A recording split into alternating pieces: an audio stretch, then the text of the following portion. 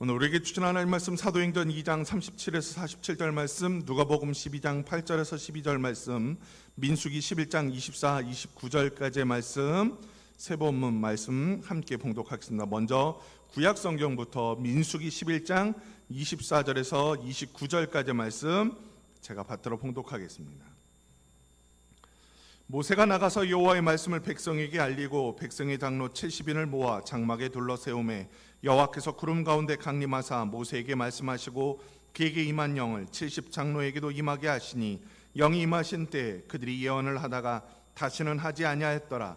그 기명된 자 중 엘닷이라 하는 자와 메닷이라 하는 자 두 사람이 진영에 머물고 장막에 나아가지 아니하였으나 그들에게도 영이 임하였으므로 진영에서 예언한지라. 한 소년이 달려와서 모세에게 전하여 이르되 엘닷과 메닷이 진중에서 예언하나이다 하매 택한 자 중 한 사람 곧 모세를 섬기는 눈의 아들 여호수아가 말하여 이르되 내 주 모세여 그들을 말리소서. 모세가 그에게 이르되 내가 나를 두고 시기하느냐. 여호와께서 그의 영을 그의 모든 백성에게 주사 다 선지자가 되게 하시기를 원하노라. 아멘. 시간 복음서의 말씀 누가복음 12장 8절에서 12절까지 말씀입니다. 누가복음 12장 8절에서 12절까지 말씀 제가 받들어 봉독합니다. 내가 또한 너에게 말하노니 누구든지 사람 앞에서 나를 시인하면 인자도 하나님의 사자들 앞에서 그를 시인할 것이요 사람 앞에서 나를 부인하는 자는 하나님의 사자들 앞에서 부인을 당하리라. 누구든지 말로 인자를 거역하면 사하심을 받으려니와 성령을 모독하는 자는 사하심을 받지 못하리라. 사람이 너희를 회당이나 위정자나 권세 있는 자 앞에 끌고 가거든 어떻게 무엇으로 대답하여 무엇으로 말할까 염려하지 말라. 마땅히 할 말을 성령이 곧 그때 너에게 가르치시리라 하시니라. 아멘. 우리에게 주시는 서신서의 말씀 사도행전 2장 37에서 47절까지의 말씀입니다. 제가 받들어 봉독합니다. 그들이 이 말을 듣고 마음에 찔려 베드로와 다른 사도들에게 물어 이르되 형제들아 우리가 어찌할꼬 하거늘 베드로가 이르되 너희가 회개하여 각각 예수 그리스도의 이름으로 세례를 받고 죄 사함을 받으라. 그리하면 성령의 선물을 받으리니 이 약속은 너희와 너희 자녀와 모든 먼데 사람 곧 주우리 하나님이 얼마든지 부르시는 자들에게 하신 것이라 하고 또 여러 말로 확증하며 권하여 이르되 너희가 이 패역한 세대에서 구원을 받으라 하니 그 말을 받은 사람들은 세례를 받음에 이날의 신도의 수가 3,000이나 더하더라. 그들이 사도의 가르침을 받아 서로 교제하고 떡을 떼며 오로지 기도하기를 힘쓰니라. 사람마다 두려워하는데 사도들로 말미암아 기사와 표적이 많이 나타나니 믿는 사람이 다 함께 있어 모든 물건을 서로 통용하고 또 재산과 소유를 팔아 각 사람의 필요를 따라 나눠주며 날마다 마음을 같이하여 성전에 모이기를 힘쓰고 집에서 떡을 떼며 기쁨과 순전한 마음으로 음식을 먹고 하나님을 찬미하며 또 온 백성의 칭송을 받으니 주께서 구원받는 사람을 날마다 더하게 하시니라. 아멘.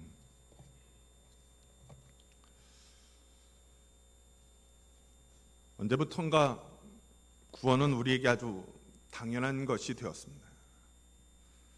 지금까지 우리가 믿어온 방식대로 살기만 하면 구원받을 수 있다는 확신에 사로잡혀 사는 것이 우리들의 현실입니다. 그러나 우리들이 진짜 살아가는 삶의 현실은 과연 우리가 바른 길을 걷고 있는가? 과연 우리가 구원받을 수 있는가? 되묻게 만드는 것이 사실입니다. 칭찬받고 사랑받던 교회들이 이제는 걱정이 되고 지적받는 현실이 되었고 성도라고 구원받았다고 하는 이들의 삶이 세상이라고 하는 일반적인 사람들과 별반 차이가 없기 때문입니다. 그런 상황에서 닥쳐온 코로나19의 위기는 우리 신앙을 다시 돌아보는 기회가 되었습니다. 코로나 확산의 여파로 현장 예배가 멈추고 온라인 예배를 진행하면서 예배의 중요성에 대해 구원의 은혜와 사랑에 대해 돌아보는 귀한 계기가 되었기 때문입니다. 함께 모여 찬양하고 기도할 수 있는 것이 얼마나 소중하고 큰 것인지 깨닫게 되었고 그것이 우리 신앙에 얼마나 중요한 것인지 얼마나 소중한 것이었는지 확인하는 시간이 되었습니다. 그런 의미에서 코로나19가 확산하고 있는 팬데믹의 현 상황은 불감증의 시대를 사는 우리가 우리 신앙을 돌아보고 하나님의 은혜를 되새기는 거룩한 기회이기도 하고 안일한 신앙에 빠져있던 우리에게 주신 하나님의 거룩한 찔림이기도 합니다. 이 거룩한 찔림에 우리가 어떻게 살아야 할 것인가에 대해 분명한 답을 제시해 주는 말씀이 바로 오늘 우리가 읽었던 세 본문의 말씀입니다. 오늘 세 본문을 통해 찔림에 대해 거룩한 답을 얻는 귀한 시간 되길 간절히 소망합니다. 오늘 우리가 읽었던 복음서의 말씀에서 예수님은 장차 제자들이 겪게 될 상황에 대해 당부하십니다. 장차 제자들이 박해와 고난 가운데 살 것이라는 점을 예수님 말씀하시면서 장차 제자들이 사람들 앞에서 예수를 시인하면 자신도 그들을 시인하고 제자들이 부인하면 자신도 부인할 것이다 말씀합니다. 일종의 경고처럼 들리기도 하는 이 말씀은 제자들이 어떤 마음과 자세로 장차의 고난과 박해를 받아들여야 하는가를 보여줍니다. 그러면서 우리가 주목할 말씀은 10절의 말씀입니다. 누구든지 말로 인자를 거역하면 사하심을 받으려니와 성령을 모독하는 자는 사하심을 받지 못하리라. 오늘 말씀은 예수님 당시 이스라엘의 현실에 대한 예수님의 선언입니다. 예수님은 자신을 거역하고 자신을 부인하는 자들 향해서는 용서받을 수 있다 선언하십니다. 이런 예수님의 선언 배경엔 예수님에 대한 오해와 무지에서 비롯된 것이라는 판단이 자리 잡고 있습니다. 예수님을 그리스도로 받아들이지 못하는 대다수의 사람들은 거룩한 하나님의 계획과 뜻을 깨닫지 못했기 때문이라는 거죠. 하나님께서 메시아를 예수님과 같은 모습으로 보내주실 것이라고 미처 생각하지 못한 인간의 한계에 대한 용서의 선언이자 예수님의 십자가 사건의 과정에서 나타난 제자들과 성도들의 갈등과 방황에 대한 용서의 선언인 겁니다. 하나님의 큰 뜻을 깨닫지 못한 상황에선 충분히 있을 수 있는 일이라는 겁니다. 왜냐하면 예수님의 측근인 제자들조차도 그 십자가 고난의 와중에 예수를 부인하고 거역했던 상황이 있었기 때문입니다. 반면 오늘 예수님은 성령을 거부하는 행동에 대해서는 아주 단호한 심판을 경고하고 있습니다. 예수님 당시 성령의 역사는 예수님이 펼치신 수많은 이적과 연관을 맺고 있습니다. 귀신을 쫓아내고 병자를 치유하는 행위 가운데 성령이 함께하사 귀한 능력을 행하도록 만드셨기 때문입니다. 문제는 이 놀라운 과정을 직접 목격하고 경험한 이들 중에 이를 인정하지 않고 귀신의 힘을 빌어 사람을 속인다 폄하한 존재들이 있었다는 거죠. 예수님에 대한 적개심에 사로잡힌 나머지 하나님이 허락하신 위대한 역사를 부정하고 사탄의 역사로 치부한 행동에 대해 오늘 예수님은 아주 단호하게 용서받지 못할 것이다 경고하는 겁니다. 이는 성령의 역사가 갖는 의미에 대한 상징적인 선언이기도 합니다.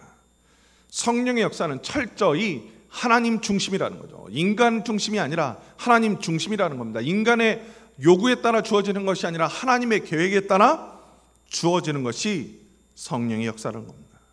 곧 하나님께서 예수님을 통해 이 땅의 백성들을 구원으로 인도하고 하나님 나라의 복음을 선포하려는 목적 아래 성령을 통한 이적과 기적을 허락하셨는데 그것을 인정하지 않고 그것을 폄하한다? 그건 하나님을 거부하고 하나님을 폄하하고 하나님을 인정하지 않는 것과 같다는 선언인 거죠. 하나님의 의지와 계획 가운데 세워진 일들에 대한 거부는 철저히 용서받을 수 없다. 오늘 예수님 경고하는 겁니다. 이는 오늘 복음서의 말씀 12절을 통해 더 분명해집니다. 마땅히 할 말을 성령이 곧 그때에 너에게 가르치시리라 하는 이 예수님의 선언은 장차 예수 그리스도의 명령을 받아 하나님의 일을 감당해야 될 제자들이 어려움 가운데 하나님이 주신 성령의 도우심을 따라 강권적으로 역사하심을 받고 성령께서 그들의 인생에 개입하시게 될 것이라는 약속을 담고 있습니다. 하나님의 계획에 따라 활동했던 예수와 동행하신 성령께서 이적과 기사로 함께 하셨다면 그 큰 뜻을 받들어 세상에 나가 그리스도의 증인으로 살게 될 제자들의 미래에도 성령께서 동행하며 그들을 하나님의 영광 가운데로 인도하실 것이라는 약속인 것이죠. 예수와 동행을 통해 십자가 희생과 부활의 영광에 같이 하셨던 성령께서 이제는 제자들과 동행하며 땅끝까지 이르러 증인이 되라 말씀하신 예수 그리스도의 마지막 기상 명령을 이루어 가시는 겁니다. 이런 성령의 성격은요, 구약 우리가 함께 읽었던 민수기 말씀에서 더 분명히 드러납니다. 오늘 민수기의 말씀은 출애굽 당시 모세를 도울 조력자를 세우는 장면입니다. 이스라엘 백성들을 이끌고 출애굽을 시작했던 모세가 광야에서 이스라엘 백성들의 일들을 주관하다가 지쳐서 하나님 앞에 차라리 나를 죽여주셔서 항변하자 하나님은 이스라엘 백성들 가운데 70명의 장로를 세워 모세를 돕는 조력자로 세워주셨습니다. 그리고 모세가 하나님의 그 명령대로 70명을 장막 주변에 세우니 하나님께서 그들 가운데 역사하사 거룩한 영을 부어주시고 그들을 예언하도록 허락하신 사건이 오늘 우리가 읽은 민수기에 나타난 말씀입니다. 성경은 오늘 모세에게 임한 영을 70장로에게도 허락하사 예언하게 하셨다고 증거하고 있습니다. 성령께서 그들 가운데 임재한 거죠. 성령의 임재를 통하여 장로들은 예언하게 되었고 성령이 떠나시자 그 예언을 멈추게 되었음을 오늘 민수기 말씀은 우리에게 보여줍니다. 중요한 건 오늘 이 자리에 모인 70명은 그들의 의지에 따라 이 자리에 나온 것이 아니라 하나님의 명령, 하나님의 선택으로 이 자리에 서 있다는 거죠. 그들이 능력을 구하거나 기도해서 귀한 능력을 허락받은 것이 아니라 하나님의 강권적인 역사 안에, 하나님의 주권적인 섭리 안에서 그들이 성령을 받고 예언의 은사를 받게 되었음을 오늘 민수기 말씀은 보여줍니다. 마치 누가복음에서 제자들이 위정자들 앞에 섰을 때 그 말을 성령께서 가르치리라 하신 약속처럼 오늘 세워진 70명의 장로들도 그들이 할 역할을 하나님 보내주신 성령께서 직접적으로 가르쳐주시고 인도하신 거죠. 오늘 말씀에서 우리가 주목할 건 70명의 장로로 택함받은 자 중 엘닷과 메닷이 이 장막 주변에 있지 않음에도 불구하고 그들이 있던 자리 진중에서 예언을 행하였다는 증거입니다. 그들이 왜 이 부름 앞에 나오지 않았는지는 성경에 드러나 있지 않습니다. 그러나 중요한 건 그들이 나오지 않았으나 그들이 서 있던 자리, 그들이 머물던 그 자리에서 하나님의 능력을 받았다는 겁니다. 그러자 이 소식을 들은 여호수아가 모세에게 말리소서 권유했다 성경은 증거하고 있습니다. 여호수아의 입장에서 엘닷과 메닷은 모세의 명령에 불복한 자고 모세의 질서를 무너뜨리는 부정한 존재로 생각했던 겁니다. 모든 일들은 모세의 통제 아래 행해져야 되고 모든 역할은 모세의 지시로 이루어져야 된다는 생각이 여호수아에게 있었던 거죠. 어찌 보면 이는 우리들의 생각이기도 합니다. 우리도 여호수아와 같은 생각으로 이 세상을 살아가니까요. 우리도 우리 안에서, 우리 교회 안에서 기적이 나타나고 이적이 나타나는 것 기뻐하지만 다른 교회에서 다른 이들이 기적을 경험하고 이적을 경험하는 것에 대해서는 아주 인색하고 매우 비판적인 것이 사실입니다. 내로남불인 거죠. 내 안에서 일어나는 역사는 하나님의 놀라운 이적이지만 다른 편에서 일어나는 역사는 사탄의 역사는 아닐까 하는 의심이 우리들의 본성이기 때문입니다. 왜요? 경쟁에서 살아남아야 되니까요. 우리 교회가 부흥되고 우리 교회가 인정받아야 된다고 생각하고 있기 때문입니다. 경쟁에서 살아남으려면 돋보여야 하고 돋보이려면 다른 사람들의 능력이나 업적을 높이기보다는 낮춰야 되고 내 능력이나 업적은 자랑하고 드러내야 하는 것이기 때문입니다. 그게 우리들이 살아온 세상의 법칙이고 그게 오늘 하나님을 믿는다고 하는 우리들의 일반적인 모습입니다. 오늘 여호수아의 속내도 같은 맥락이었습니다. 모세라고 하는 위대한 지도자 아래서 모든 일들이 일어나야 그 권위가 흔들리지 않는데 오늘 엘닷과 메닷은 모세의 말에 순종치 않았는데 모세의 지시를 따르지 않았는데 그 능력을 받는다? 말도 되지 않는 거죠. 그래서 그들을 멈추게 하셔서 모세에게 간청했던 겁니다. 그래야 자신들이 위치하고 있는 자리도 지킬 수 있고 그래야 모세에게 주어진 그 권세가 영원할 것이다 생각했던 겁니다. 그러나 모세는 단칼에 여호수아의 생각과 판단을 거부합니다. 그리고는 여호와께서 그의 영을 그의 모든 백성에게 주사 다 선지자가 되게 하기를 원하노라 고백했습니다. 곧 모세의 고백은 이 놀라운 역사의 주체가 내가 아니라 하나님이시라는 고백입니다. 하나님이 원하시면 누구나 선지자가 될 수 있고, 하나님이 원하시면 설사 부족한 자일지라도 그도 지도자가 될 수 있고, 그도 위대한 모세의 역할을 할 수 있음을 담담히 고백하는 겁니다. 이는 성령의 역사에 대한 열쇠는 우리가 아니라 하나님이 갖고 있다는 사실을 분명히 보여준 겁니다. 부름받은 우리는, 택함받은 우리는 그저 하나님의 거룩한 큰 계획 아래서 사용되는 도구라는 것이죠. 하나님이 원하시면 세상 모든 백성들이 그의 도구가 되고 능력을 행할 수 있다는 점을 오늘 모세는 담담히 고백하고 있는 겁니다. 동시에 이는 이스라엘 백성들에게 절대적인 신뢰와 지지를 받는 모세조차도 하나님의 도구일 뿐이라는 점을 시인하는 것이고, 누구든지 하나님이 택하시면 모세와 같은 위대한 지도자가 될 수 있다는 점을 드러내는 것입니다. 하나님의 일을 함에 있어서 중요한 건 그 일을 허락하시고 그 일을 인도하신 하나님의 의지와 뜻이지, 그 뜻을 받들어 실천하는 우리는 아니라는 점을 민수기 말씀을 통해 우리에게 보여주고 있는 겁니다. 이런 측면에서 우리가 함께 읽었던 사도행전 초대교회 성령 강림 사건을 목격한 제자들의 이야기는 우리에게 또 다른 측면에서 성령의 역사를 보여줍니다. 오늘 사도행전에 등장한 성도들은 처음엔 예수를 부인하고 인정치 않았던 사람들입니다.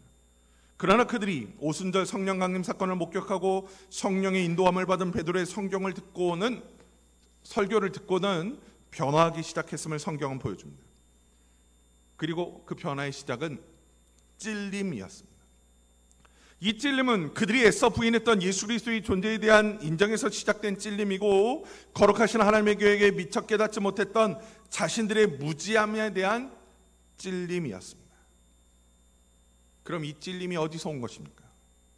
바로 성령의 역사였습니다.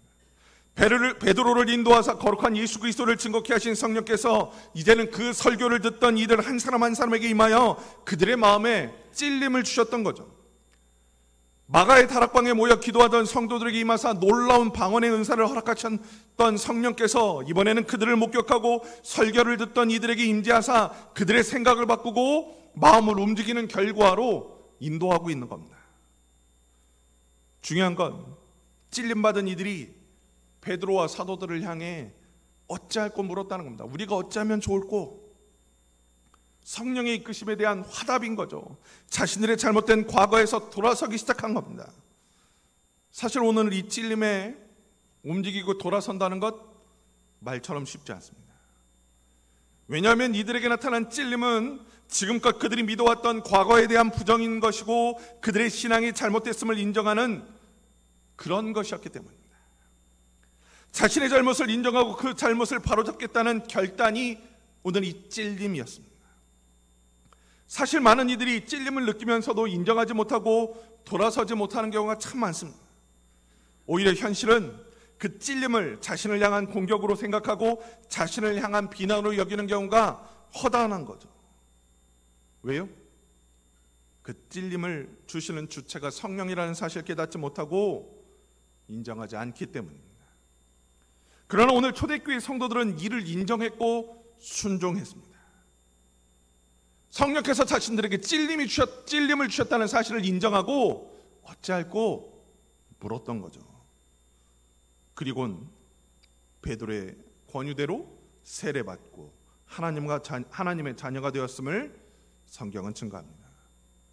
그랬더니 이들은 사도의 가르침을 받아 서로 교제하고 떡을 떼며 오로지 기도하게 되었다 성경은 증거합니다. 그리고 그런 그들 가운데 많은 기사와 표적이 나타나고 성도들은 자신의 모든 것을 이웃들과 함께 나누며 살아갔습니다. 그러자 주께서 구원받는 사람을 날마다 더하게 하셨다 성경은 기록하고 있습니다. 성령의 인도하심에 순종한 인생이 어떻게 변화되는가를 오늘 사도행전의 말씀은 단적으로 보여주는 거죠.